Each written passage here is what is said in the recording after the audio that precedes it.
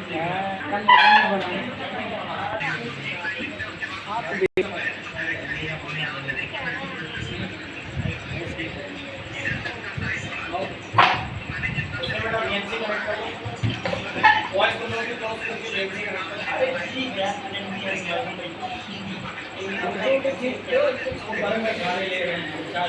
लोग अपने अपना मोबाइल एप्लीकेशन में एक्सेल ओपन करिए और इस एक्सेल के पीडीएफ नोट्स में चले जाइए।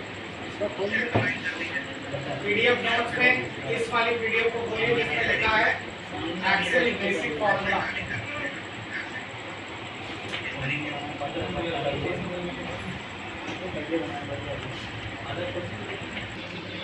इसमें आपको जो अभी फॉर्मूले बताए जा रहे हैं, कल मैंने 3-4 बताए थे ना फॉर्मूले, कौन कौन से बताए थे? नंबर को जोड़ने के लिए कौन सबसे बड़ा नंबर हमने निकाला था, मैक्स स्क्रीन काम करता है। आपको बता दें किसी भी कंपनी में काम करने के लिए, कोई भी कंपनी हो A to Z कुछ भी, आपको 2 चीजें बेसिक लेवल की सबसे ज्यादा आनी चाहिए। एक आना चाहिए एक्सेल और दूसरा आना चाहिए इंटरनेट। इसके बिना आप काम ही नहीं कर पाएंगे। थोड़ा सा अपने आप को अपग्रेड कर दें, इसी में वर्ड भी जोड़ लें ताकि आप लेटर ड्राफ्ट जो आपको डे 1 से मिल जाएंगे। बाबू बने बेसिक लेवल के लिए पहली स्टेज पर है। अगर आप थोड़ा सा और अपने आप को अपग्रेड करेंगे तो आपको अपग्रेड करते समय फिर इसी में टैली जोड़ लीजिएगा। और अगर आपने टैली जोड़ ली तो और इसे अपग्रेड सीए लेवल का काम करना है तो इसी में जीएसटी फाइलिंग भी जोड़ दीजिएगा। आपका जितना अपग्रेड करना चले जाएंगे, जितना अच्छा सीखेंगे, उतनी ही आपकी सैलरी और आपकी पोस्ट ज़्यादा रहेगी। नॉर्मली जो आप लोग कोर्सेज सीख रहे हैं 6 महीने, 8 महीने, 10 महीने, आपको लगा कि हमने बहुत कुछ सीख लिया। आपको बता दें सीबीएसई बोर्ड में क्लास 7 तक का सिलेबस है जो अभी तक आप पढ़ रहे हैं। वहाँ का बच्चा जब क्लास 12 पास करके निकलता है तो ये सब चीज़ें वो 8-9 में सीख चुका होता है। फिर सी प्रोग्रामिंग, पाइथन उनकी क्लास 11-12 हो चुकी होती है। उसका वो बहुत बड़ा फायदा उठाता है। फायदा इसलिए उठाते हैं जब वो बीटेक में जाते हैं तो उनको पहला, दूसरा, तीसरा सेमेस्टर ऑलरेडी आता है और यूपी बोर्ड वाला वहाँ जाके बीटेक में माउस घुमा रहा होता है, ट्रेन सीख रहा होता है, खुश हो रहा होता है, वाह आज हमने बीटेक में आए हैं। तो पहले 6 महीने में जब बैक लगती है तो उसमें 99.9 नहीं 100 पूरे यूपी बोर्ड वाले ही होते हैं। यूपीएससी वाले की बैक इसलिए नहीं लगती क्योंकि वो सब चीज़ें वो ऑलरेडी कर चुके हैं। फिर धीरे धीरे 2-3 ठोकर खाते फिर उसको आता है वो। चलिए यहाँ से शुरू करते हैं, देखते आगे। बेटा तुम लोग इधर आ जाओ, बस यहाँ पे दिखाए जा रहे हैं। आपको यहाँ पे पहला फॉर्मूला लिखना भी आपको ऐसे ही, जैसे एक्सेल की शीट मैंने दी है, इधर सारे फॉर्मूले लिख दिए। सीखने के लिए हमने यहाँ 3 नंबर लिख दिए। मैंने आपसे कहा इन 3 नंबर को जोड़ना है। ये वाला सेल कौन सा है? B3। देखिए ना, B है और ये 3 है, इसका नाम क्या हो गया? B3। और आखिरी वाला कौन सा? B3। आपको बोला इन तीनों को जोड़िए। जोड़ने के लिए आप यही तो फॉर्मूला कल सीखे थे। पहले क्या लिखेंगे? इक्वल टू सम ब्रैकेट कहाँ से कहाँ तक? D3 ratio D3। जैसे मैं एंटर करूँगा आंसर क्या आ गया? इसलिए आप आया समझ में?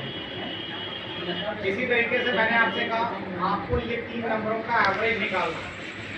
इन 3 नंबरों का और जैसे ही आप इसे लिखकर एंटर मारेंगे आप लोग देखेंगे ऑटोमेटिकली आप लोगों का एवरेज आ गया। एवरेज का मतलब औसत। नेक्स्ट देखिए आपके पास है अगला एबीएस।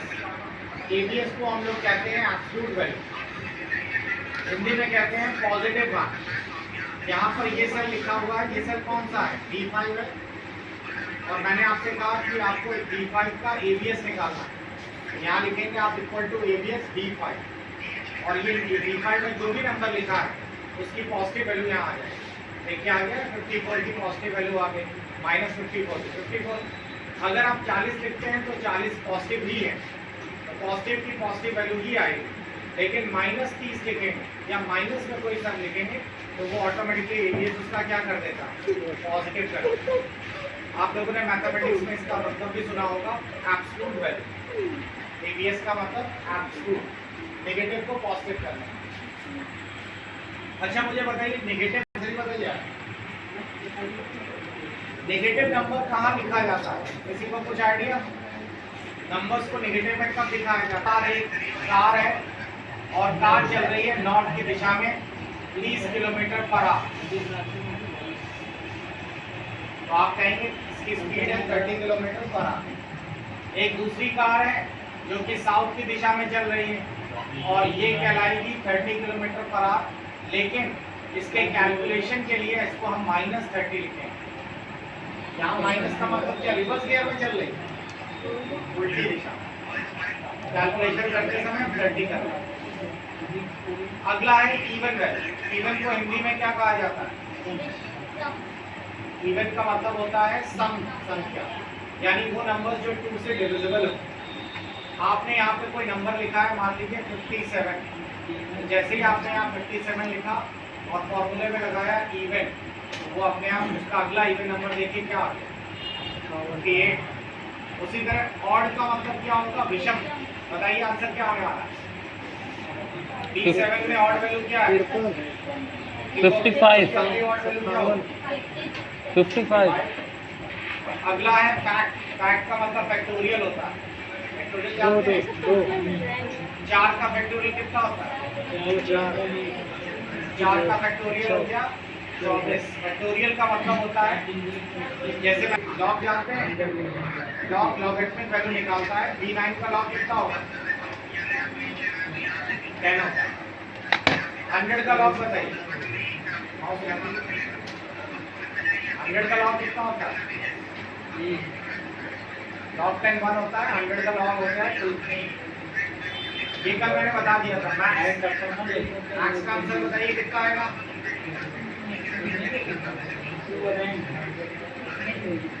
D10 से D10 में सबसे बड़ा नंबर कौन सा है? 54 है। और मिन का क्या है? -8 -8 आएगा। सॉरी 1 1 का आएगा, 1 से कम -0 होता है।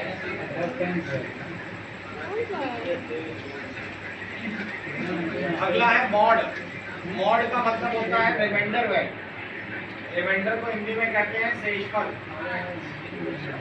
जैसे आपने बोला गया ये 15 है और 15 को 10 से डिवाइड करो, 10 1 जा 10, बचा कितना? 5। ये जो 5 बचा है वो ये 5 लिख दिया रिमाइंडर। चलो जो लोग कमजोर है पढ़ाई में वो लोग बताएंगे। अगर 15 मॉड 3 लिखता हूँ तो आंसर क्या आएगा? 50। INT का मतलब होता है इंटीजर वैल्यू। इंटीजर का मतलब है बिना दशमलव के। तो अगर हम लोग B13 देखें तो B13 में जो नंबर लिखा है उसमें पॉइंट हटा देंगे। पॉइंट हटाने के बाद आंसर बचा 2। उसके बाद नेक्स्ट है राउंड। राउंड क्या करता है? राउंड बेसिकली आप लोगों के नंबर को राउंड ऑफ करता है। आप लोग मुझको बताइए, अगर ये नंबर लिखा हुआ है यहाँ पर 50.6544, मैं इसको 1 डेसिमल तक राउंड करना चाहता हूँ, आंसर क्या आने वाला है? 50.6 आएगा या 50.7 आएगा या 50.5 आएगा?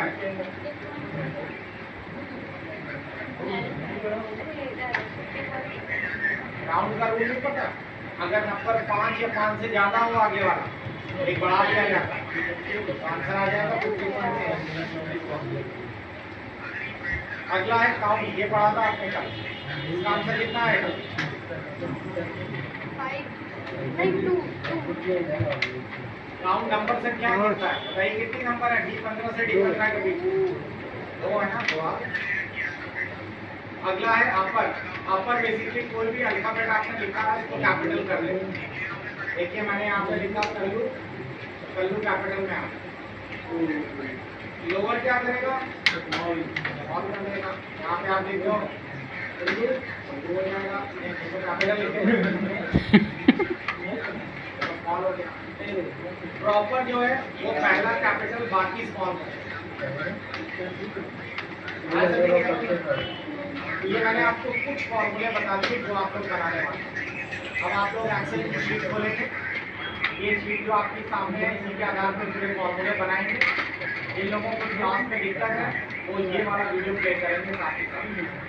एक्सेल फॉर्मूला पार्ट 1, तो आपको ये पूरी क्लास फिर से रिवाइज फॉर्मूले चलिए शुरू करें।